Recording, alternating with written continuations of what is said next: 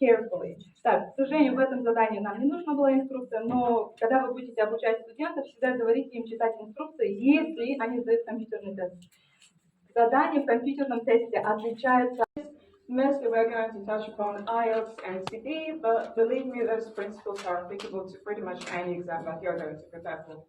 Okay, so a little bit about me. I am an English teacher, actually have been one for 10 years, if I'm not mistaken. I'm doing exam prep mostly based on, like IELTS, TOEFL.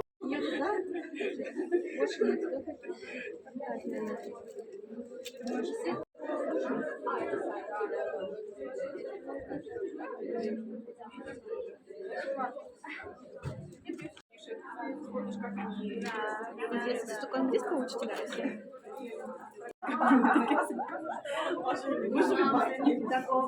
Студенты пропускают уроки? Поднимите руку, если такое бывает. Так, у кого-то не пропускают. Круто. Надо к ним подойти. Вот один урок пропустили, все, большой гэп. Блин, что делать? Мы не можем сейчас прикасаться с учеником. У вас больше рычагов вот этого изменения давления. То есть вам не нужно ждать 3 дня, 4, вы с ним каждый день видитесь. Для ученика это тоже очень классно. А для лексики здесь понятно, можно всегда один и тот же формат тестов каждое занятие. Первые 3 минуты. Один и тот же, как привычка, да, то есть мозг быстро переключается в нужное настроение. Трекинг прогресс, то есть в микроуроках его нужно делать чаще, потому что с точки зрения ученика уроков больше, да, но он не считает конкретные часы, конкретную нагрузку, но для того, чтобы поддерживать мотивацию, прогресс нужно считать чаще. Но при этом нужно поддерживать автономность, чтобы он не привык работать только с учителем. Да? То есть представьте, каждый день с учителем надо бы помочь ему что-то внедрить вне уроков. Поэтому нужны ритуалы. Что за особенность цикличность? Так как занимаетесь каждый день, еще и акцент у вас на словарный запас, на лексемы, на чанки. Очень классно делить все по дням. То есть, например, понедельник, вторник – это какие-то topic lexical chunks, среда, четверг – это verb collocations, пятница – это revision. То есть постоянный цикл. Студентам так намного легче воспринимать информацию. Можно делать недельные циклы, можно делать циклы по топикам. Типа 1 неделя бизнес, 2 неделя general. Какой у вас бизнес English студент? Поднимите руку. Warm-up, 10 минут, нет, вы очень быстро начинаете, поэтому ритуалы помогают, и цикличность помогает. А есть ограничение времени и необходимость действовать эффективно. Студент лучше настраивается на урок, потому что на всего 30 минут, и идет вот этот аспект непрерывного обучения, та самая привычка учиться. Давайте 4 быстрых шага, как начать преподавать в микроформате. Первый, попробуйте чему-нибудь научиться в таком формате, чему угодно. Бегу, бегать 5 минут каждый день, потом повышать на 1-2 минутки, жонглировать, кубик Рубика, что угодно, но не что-то объемное, да, самое очень простое. Второй шаг, попробуйте в тестовом режиме с одним учеником так поработать, не со всеми, да, не нужно это разворот на 180 градусов, вдруг оказывается, что подход не для вас, с вашим teaching style не сходится, мы все работаем по-разному, у всех свои особенности, поэтому не нужно это использовать как все, ребята, завтра мы работаем по полчаса. Третье, прописать свои цикличности, ритуалы, чтобы вам было легче, и ученикам тоже, соответственно. И очень важно, как я сказал в начале, дисклеймер, лексический подход, он не ультимативный, к сожалению, есть минусы, поэтому выбирайте поддерживающие аспекты к этому подходу. Будете использовать flipped classroom, либо догмы, то есть упор на speaking, journaling добавите, чтобы writing был, то есть очень важно выбрать поддерживающий аспект. Всем спасибо за внимание. So I had a lot of Chinese in my college, but when I graduated, I went to China, and can you imagine my frustration when I realized that the Chinese language that I was studying had absolutely nothing to do with the Chinese that they spoke in China. So I was absolutely frustrated. And then it got me thinking, like, what did we do wrong back when I was in 15 жылдан бері ағылшын тілін беріп келе жатырмын. Және де осы 15 жылдың ішінде көптеген қиындықтар болды. Сабақ беру кезінде әртүрлі деңгейдегі студенттермен жұмыс істеу барысында. Сол чанктардың ішінде қандай да бір грамматиканың енгізілген деген бір тұжырым да бар. Окей? Так, кеттік ары қарай. Енді бұл lexical approach-тың атасы деп айтсам қателеспеймін. The Lexical Approach, Майкл Льюис. 93 жылдан бастап бұл лексикалық тәсілдеме келе жатыр. Бұл қандай да бір жаңа бір менің ойлап тапқан бір авторский методика. Үйретеміз, коллокейшндарды көреміз. Сондықтан да бұның барлығы біздің студенттерге де өте пайдалы болады, және де мұғалімдерге де. Сонымен қатар Concordle бұл енді өте керемет, өзіме ұнайтын сайттармен сіздермен бөлісіп жатып, инсайдерс информация. Idiom search results деген бар бұл жерде. Яғни бұл жерде мысалы қандай да бір текст алатын болсаңыздар, тексті осы Concordleға немесе Idiom searchке салып жібересіздер. Сөйтіп сіздердің ретіндегі этикамыз сақталу үшін қандай ережелер, қандай классрум менеджмент техникалары болу керек, соны сіздермен бүгін сараптайтын боламыз. Бүгін осы үш сұрақты талқылаймыз. Біріншісі, оқушымыздың тұлға ретінде қалыптасуына әсер ететін факторлер не? Бұл неліктен маңызды? Өйткені біз сыныпта немесе сіздерде топ болатын болса, антропологиялық зерттеу жасамасақ, классрум менеджмент құрастыра алмаймыз, жеке классрум менеджмент. Ереже болу үшін оның өзінің критерийлары болады. Ең бірінші критерий ол сан жағынан. 5-тен көп ереже жасап қажет емес. Көбіне балалар оны қабылдай қоймайды. Екіншісі, классрум менеджменттегі ережелерді бала мен оқушы бірдей түсіну керек. Сондықтан да ол көз алдыға елестете алатын, етістік арқылы құралатын ережелер болу керек. Егер де мысалы барлығымыз жақсы болайық, дос болайық, сыйласайық десе, оны әр бала әртүрлі түсінуі мүмкін. Сондықтан да сіздер етістік арқылы ережені құру керексіздер. Үшіншісі, ол ереже болғандықтан, ол ережені бұзған кезде баламен қандай салдар болады, оны да бала білу керек. Сіздер өзіңіз мысалы бала ережені бұзған соң, мен бүгін осындай сала жасап алдым. Осы білеміз, мысалы, тест-тағдыры деген білетін шығарсыздар, тегін әрбір адам өталады, әсіресе мектеп жасындағы оқушылармен жұмыс істеген кезде бұл тест өте қатты көмектеседі. Егер лингвистикалық интеллект төмен болса, менің байқауымша, өзімнің тәжірибемде, ондай адам өзінің ойын өз тілінде де жеткізуде қиналады. Егер ол өз ойын өз тілінде жеткізуге қиналса, ол көбінесе тілді басқа тілде меңгерген кезде де сөйлеуге сәл қиналады. Яғни, мысалы, бұл тест-гардерді қарайтын болсаңыз, ол жерде бірнеше түрлі интеллект бар. Оның ішінде пространственный интеллект, логико-математический неше түрлі интеллект бар. Яғни, біз адамдар әртүрліміз, кейбірі бір жағынан жақсы, басқасы басқа жағынан дарынды деген сияқты. Сондықтан бұл жерде бұл факторды не можем исключать. Екінші, сөйлеу практикасының жоқтығы. Бұл бір жағынан айтып, жаңағы нағызын шығарған нәрсе, кез келген мысалы оқушы келген кезде біз айтамыз, сөйлем келсе, сөйлеу керексің. Бірақ көбінесе оқушылар оны назарға алмай жатады. Мысалы, бағанадан бері түсіндірдім ғой мен саған, немене сен түсінген жоқсың ба деп бірден жаңағы реакция беруге дайын тұрады.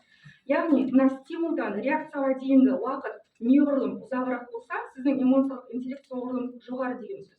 Яғни, осындай жағдайда не істеу керек? Стимул болды ма, триггер болды ма, мысалы, сіз өзіңіз тежейсіз, ойланасыз. Демек, мен бір нәрсені дұрыс істемедім.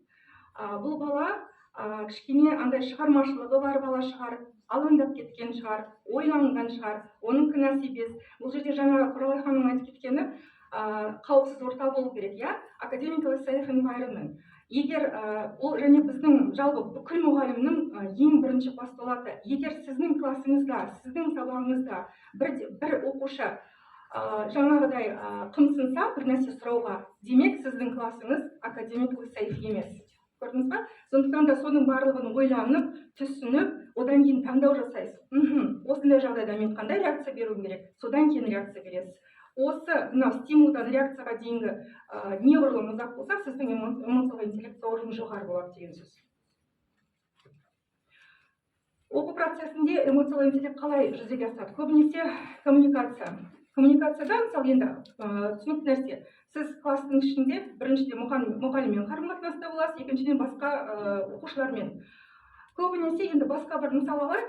Енді жаңағы айтып кетіп едік қой, стресс пен дискомфортта мұғалім көмектесе алады. Енді мен сіздерге қазір осыда біз қалай көмектесе аламыз? Өзімізге біріншіден, өзіміздің оқушыларымызға қалай көмектесеміз, сол жөнінде айта кетейік. Өйткені біздерде мысалы көпшілігіміз IELTS тапсырамыз, экзаменде стрессте боламыз, қалай миымызды іске қосу керек? Мысалы, IELTS-тың кезінде әсіресе менің бір оқушыларым бар, негізгі деңгей upper intermediate advancedқа жақын, бірақ спикингқа келген кезде көбінесе өзін өзі эмоциясын басқара алмайды да, кейбіреуінде даже паническая атака болып кетеді и сәтсіздікке ұшырайды көбінесе. Енді қараңыздар, жалпы стресс ол екі түрлі болады. Ішкі стресс және сыртқы внешний стресс, да? Эндогенный стресс и внешний стресс. Көбінесе біз стресс деген кезде ойлаймыз, ол соғыс, конфликт, пожар, өрт, мысалы басқа жаққа көшу, тағы сол сияқты. Бірақ негізінде адамдардың 95% үнемі үздіксіз ішкі стрессте жүреді екен. Ішкі стресс дегеніміз ол көбінесе өзіне өзі қанағаттанбаған, өзін өзі бағаламайтын, оның барлығы біздің миымыз шын мәнінде оны стресс деп қабылдайды. Енді мидың құрылысына келетін болсақ, оның 3 бөліктен құралатынын көреміз. Негізінде, қысқаша айтқанда, action brain, рептилий мозг, ол біздің бүкіл негізгі функцияларымызға байланысты, жүректің қағысы сияқты. Ең бастысы эмоциялық ми, ол басқаша айтқанда лимбическая система, сондай бір қимылдар жасап, жаңағы миды оятуға болады. Содан кейін үшіншісі, басқа да неше түрлі жаттығулар бар, бірақ бәрін қазір көрсету өте қиынға түседі. Миға тыныштық беру. Бұл енді қазіргі біздің жалпы 21 ғасырда өмір сүріп жатқан адамдардың барлығының ауруы деп айтсақ болады. Мысалы, менің ойымша дәл қазір ақпарат келіп түспейтін мүлдем уақыт жоқ сияқты бізде. Біріншіден, маған ұнаған inner monologue, да? Ішкі внутренний разговор, ішкі сөйлесу. Күніне кем дегенде 10 минут, сол мысалы оқып жатсаңыз, қазір ағылшын тілі емес басқа тілде оқып жатқан болуыңыз мүмкін, иә? Сол тілде 10 минут сөйлеуіңіз керек.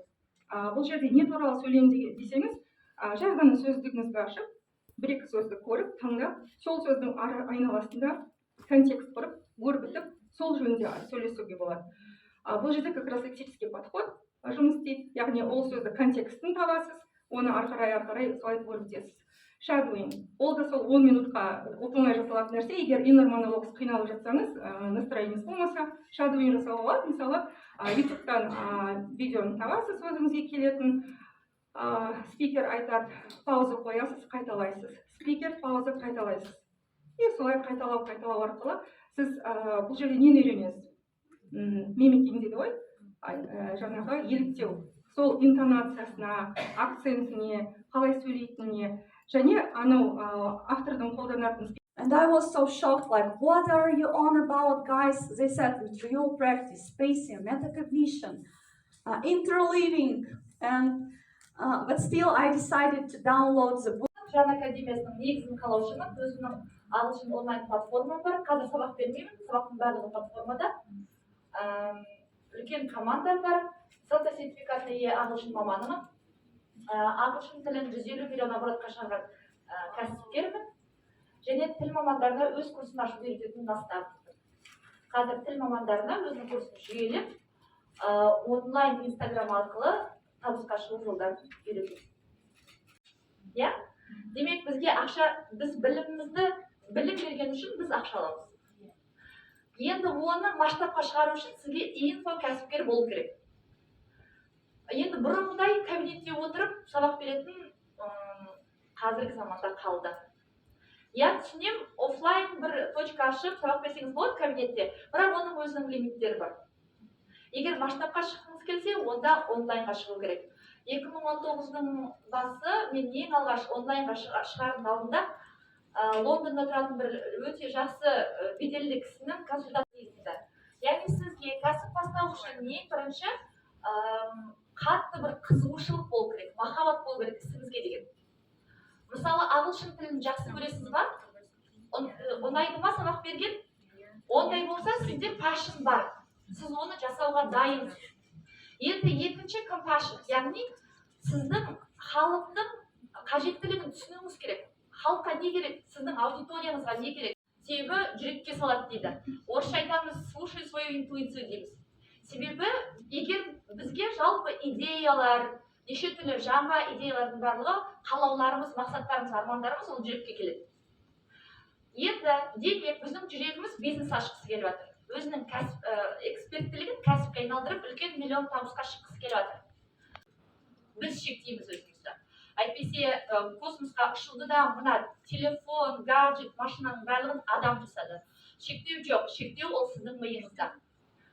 Реніш, естеріңізде болсын, егер сіздің бойыңызда реніш болса, біреуге осы күнге дейін тіпті ата-анаңызбен іштей жаңағындай қарсыласу болса, ата-анаңызға барып айтпасаңыз да, бірақ іштей оған реніштеріңіз болса да, ол демек сізді үлкен өсімге, үлкен ростқа блокировать етіп тұр алдыларыңызда. Сондықтан мынаның барлығымен жұмыс жасау керек та, миға факт керек. Ми айтады, жүрек аттаймын, мен кітап оқыған жақсы көремін, мен ағылшынша сөйлеймін, мен бизнес жасаймын, менің курсым бар. Осының барлығын трансферт ету керек. Жеке тұлға ретінде. Сосын сіздің инстаграмда тақырып болу керек. Мысалы, сіздің инстаграмға кірген кезде ағылшын тілінің есі шығып тұру керек. Тақырып ағылшын. Екінші эксперт. Ол осы ағылшын үйрететін, мен экспертпін. Төртінші ол өнім. Яғни, міне ағылшын, мен экспертпін, менің осындай курсым бар. Осындай 4 прогресті инстаграмда айландырып, миксерт етіп жүргізетін болсаңыздар, өзіңіздің сценарийін жазып, сол қойылымда негізгі рөлді, главный рөлді ойнаңыздар. Адам істегенді адам істей алады, сіздердің қолдарыңыздан келеді. Нашел что-то лучше или удобнее, а потом ушел. А брендинг — это именно про влюбить. То есть человек приходит, покупает, влюбляется и остается с вами, а еще приводит к вам друзей. Давайте сейчас разберем, какая важная вещь. Дело в том, что когда мы являемся яблоками для всех, то по сути мы продаем никому. И тут важно очень знать свою целевую аудиторию, чтобы понимать, как правильно доносить вот эту вот информацию. Как я получила дело, это 3000 тенге в час. 2019 год, 2020 год, это была такая ставка. Контракт предлагали мне подписать на 3 года. То есть, если я бы получала, молока нет. И вы спрашиваете, молоко есть? Они вам говорят, нет молока. Угу. А я бы вот конфеты детям хотела купить. А нет конфет, только хлеб. Ладно, пивко-то есть и пивка нет. Так вот и преподаватели. Если я оставлю им один продукт, они пойдут купят другой продукт, который тоже им нужен. Это все продукты, отвечающие вашим запросам, вашей потребности. Они пойдут в другой